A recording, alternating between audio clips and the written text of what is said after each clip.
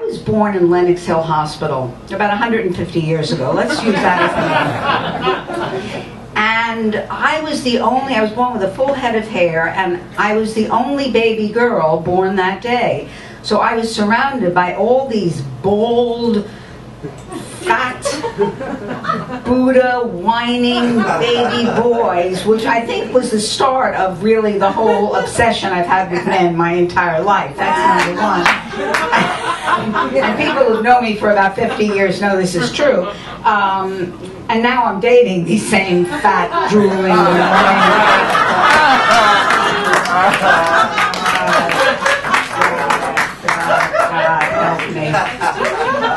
I have attached, again, age doesn't matter except when you try to get a booking. But other than that, it's really not a big deal, because I consider I'm like one of the first boomers.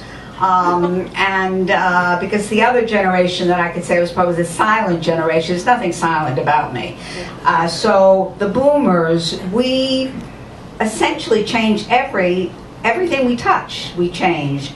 And we explored ourselves. We wanted to know. We wanted to grow. Me. We wanted to grow more. It's all about me. So we did therapy, got very big during this period. And let me tell you something. I have also been in therapy for 150 years, and I still am.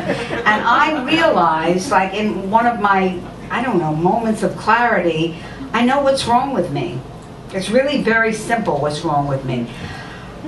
We all have inner children.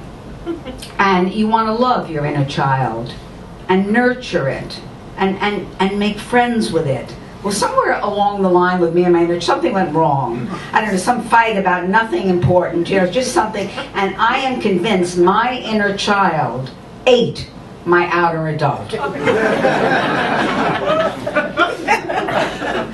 That is how my life has been going, basically. Not a boundary, left in sight. And I have tried everything. I did I did the 6-day experience where you whip down a zip line, and you feel great when you do it. You do. For the, 3 minutes that you feel good, then you go home. Where's the zip line? No zip line. Back to my miserable self again. It's the same thing with therapy. I felt good for 5 minutes, and then I feel like crap again. I mean, it's just, it's like drugs, which is another basic show that I could do. It really is. And I tried everything. I floated in an isolation tank. Now, that's a very interesting experience. Sensory deprivation is basically what it is. And you could have, for an hour of doing this, maybe about 5 minutes of enlightenment or a psychotic break. I mean, you have to know yourself before you go into these experiences. I feel like I want to walk and touch people, and I probably am on the verge of a nervous breakdown. And, when I go, I'm going big. I'm going to tell you that right now. I've had enough of the fucking things that have been happening in my life. So what else did I do? I did, if there was anything you could do to heal yourself and learn about yourself, I was there. Here, take my money, please. Take my money. More money, more money, more money. So now I don't have a pot to piss in, and and I've learned nothing. But I accept that my inner child has destroyed my life. So I have no boundaries at all, because that's just how I was raised. I went. There was a period you went to find out what your colors were. This is real important, and they determined that. By finding out what season you were. So I paid money to find what good is this? What information? What I found out, I'm autumn, a short season where things wither and die.